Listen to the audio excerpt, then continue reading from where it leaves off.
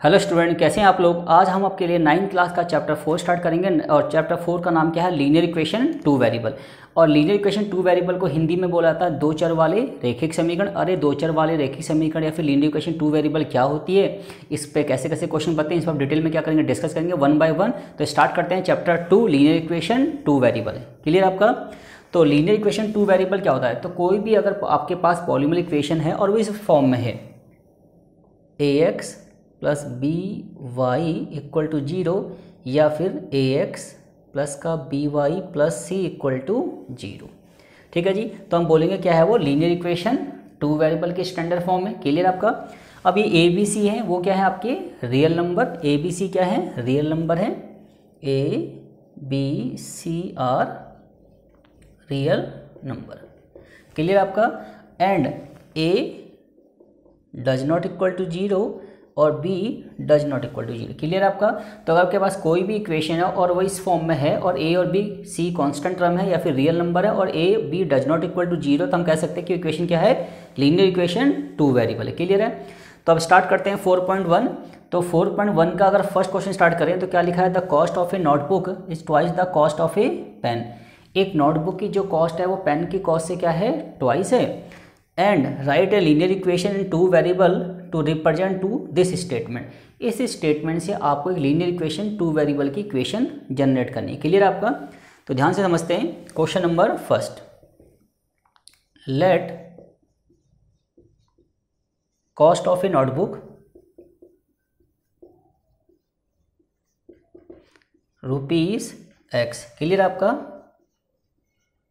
और cost of pen कितना मान लीजिए, रुपीज वाई। क्लियर है।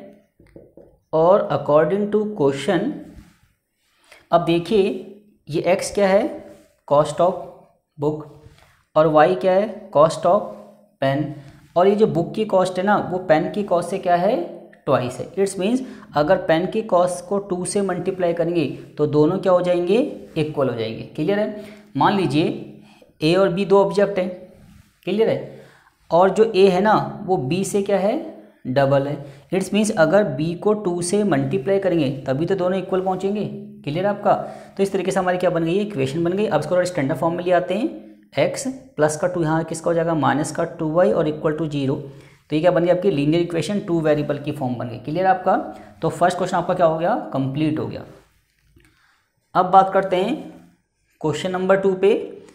Express the following linear equation in the form of this. कि आपके पास ये जितनी भी लीनियर इक्वेशन है इनको पहले आप इस फॉर्म में क्या कीजिए, एक्सप्रेस कीजिए। And indicate the value of a B c in linear case. और जब आप इन इक्वेशन को इस फॉर्म में क्या कर देंगे, कन्वर्ट कर देंगे, तो उसके बाद आपको ए बी सी की वैल्यू बतानी। क्लियर आपका। तो स्टार्ट करते हैं क्वेश्चन। तो आप इस क्वेश्चन क्या कर लीजिए, नोट डाउन कर लीजिए। जैसे कि आप समझ चुके होंगे कि कोई भी इक्वेशन जो इस फॉर्म में होगी उसे बोलते हैं लीनियर इक्वेशन टू वेरिएबल, और ए बी सी क्या है, रियल नंबर, और a b does not equal to 0। Clear आपका।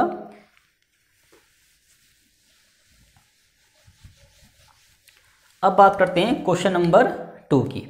तो देखिए हमारे पास ये कुछ इक्वेशंस हैं और इन इक्वेशन को पहले मुझे इस फॉर्म में क्या करना है, कन्वर्ट करना है, फिर ए बी सी बताना है। क्लियर है। तो जैसे क्वेश्चन नंबर फर्स्ट लीजिए, फर्स्ट पार्ट क्या लिखा है, 2x plus 3y equal to 9.35 के ऊपर बार। क्लियर है। तो इस इक्वेशन को पहले स्टैंडर्ड फॉर्म में लिखते हैं, 2x प्लस 3y और ये प्लस का किसका हो जाएगा, माइनस का। क्लियर है। अब इस इक्वेशन को इससे क्या करते हैं, हम कंपेयर करते हैं। तो देखिए जो x का कॉफिशिएंट है वो a है, जो y का कॉफिशिएंट है वो b, और जो कांस्टेंट बच गया वो क्या है आपका c है। तो बताइए x का मल्टीपल कितना है, 2, तो a इक्वल टू कितना हो गया, 2। b क्या है, y का कॉफिशिएंट कितना है आपका 3, और जो कांस्टेंट बच गया वो क्या है आपका c कितना है 9.35 पे बार और माइनस में। क्लियर है आपका। तो इस तरीके से पहले मुझे इन इक्वेशन को इस फॉर्म में क्या करना है, कन्वर्ट करना है, और फिर ए बी सी की वैल्यू बतानी है। क्लियर है आपका। अब देखिए बी पार्ट देखिए इसका, x माइनस वाई अपॉन में 5 माइनस का 10 इक्वल टू 0। क्लियर है। अब इस इक्वेशन को इससे क्या करेंगे, कंपेयर करेंगे। तो जो x का कॉफिशिएंट है वो क्या है, a, तो a कितना हो गया आपका 1, और b कितना है, जो y का कॉफिशिएंट है, तो y का कॉफिशिएंट कितना है, माइनस का 1/5, एंड c कितना बचा, जो कांस्टेंट बच गया, माइनस का 10। क्लियर है। सेम ऐसे ही हम सी पार्ट बता सकते हैं। पहले उसको स्टैंडर्ड फॉर्म में लिखिए, 2x प्लस का 3y और माइनस का 6 इक्वल टू 0। तो बताइए ए क्या है, जो x का कॉफिशिएंट है, x का कॉफिशिएंट कितना है बताइए, -2।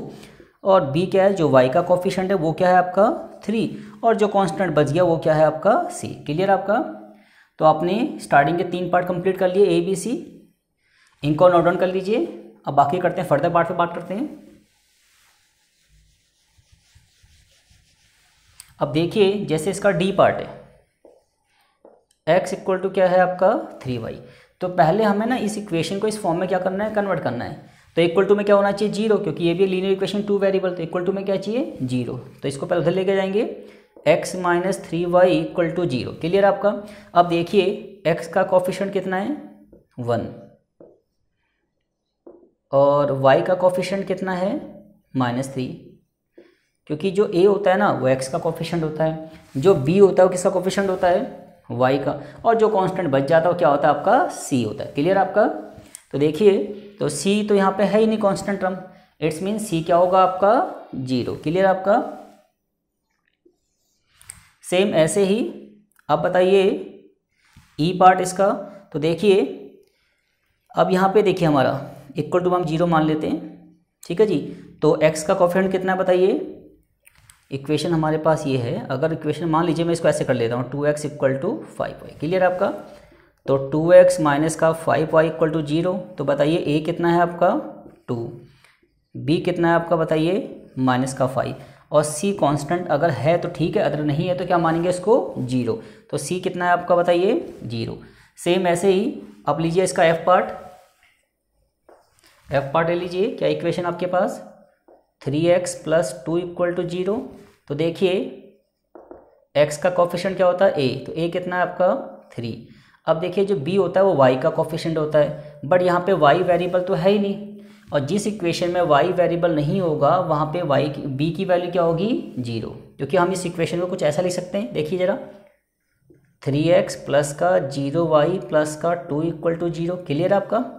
तो पहले हम इस इक्वेशन को इस फॉर्म में क्या करना है, कन्वर्ट करना है। इट्स मीन्स इसको हमने ऐसे लिख लिया। क्लियर। अब देखिए x का कॉफिशिएंट कितना है 3, इट्स मीन्स a तो 3 हो गया, बट y का कॉफिशिएंट कितना है 0, तो b कितना हो गया 0।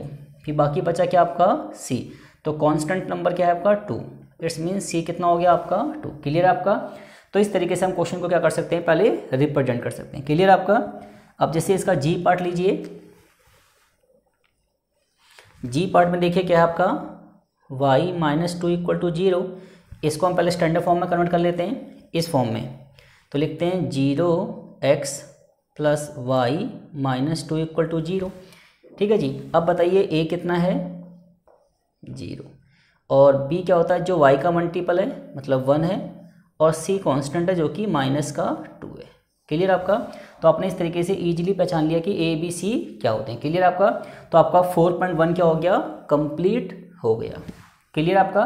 तो सबसे पहले इन इक्वेशन को आपको इस फॉर्म में क्या करना है, कन्वर्ट करना है, और फिर जो x का कॉफिशिएंट है वो आपका a, और जो y का कॉफिशिएंट है वो b, और जो बच गया वो रिमेनिंग क्या हो गया आपका c कांस्टेंट। क्लियर आपका। तो इस तरीके से आप 4.1 के स्टार्टिंग के 2 क्वेश्चन क्या कर सकते हो, कंप्लीट कर सकते हैं। क्लियर आपका। अब आपको एक छोटी सी बात और याद रखनी है कि जैसा कि हम बता रहे हैं कि लीनियर इक्वेशन 2 वेरिएबल की जो स्टैंडर्ड फॉर्म होती है, ठीक है जी, अगर कभी क्वेश्चन ये आ जाए कि how many solution of this, इसके कितने सॉल्यूशन होंगे, तो आंसर होगा इसका मैनी सॉल्यूशन। क्या होगा इसका many solution, infinitely many solution. उसका रीजन क्या है, जैसे मैंने आपसे कहा, इसको नोट डाउन कर लीजिए। आप वीडियो को पॉज करके पहले जो चीज़ मैं लिखवा रहा हूँ इनको समझ के आप इनको नोट आउट कर लीजिए और फिर आगे चलिए फर्दर। क्लियर है। अब जैसे मान लीजिए मैंने आपसे कहा 2x plus 3y plus 8 equal to 0। Clear आपका। तो अब मैंने आपसे कहा कि भाई मेरे पास ये लीनियर इक्वेशन 2 वेरिएबल है, बताइए इसके कितने सॉल्यूशन है, तो हम बोलेंगे इन्फिनेटली मैनी सॉल्यूशन है। उसका रीजन क्या है कि आप x की वैल्यू को एज्यूम करते रहिए डिफरेंट डिफरेंट। तो x की वैल्यू 0 मानेंगे तो y कुछ और आएगा, x1 मानेंगे तो y भी कुछ आएगा, x2 मानेंगे तो y कुछ और आएगा, x3 मानेंगे तो y कुछ और आएगा। इस टाइप से डिफरेंट डिफरेंट x पे वैल्यू y की भी क्या आएगी, डिफरेंट डिफरेंट है। इसलिए हम कह सकते हैं कि यहाँ पे क्या है, इन्फिनेटली मैनी सॉल्यूशन होंगे। क्लियर आपका? तो इस तरीके से हमारा 4.1 क्या हो गया, कंप्लीट हो गया। अब नेक्स्ट क्लास में हम 4.2 और 4.3 पे क्या करेंगे,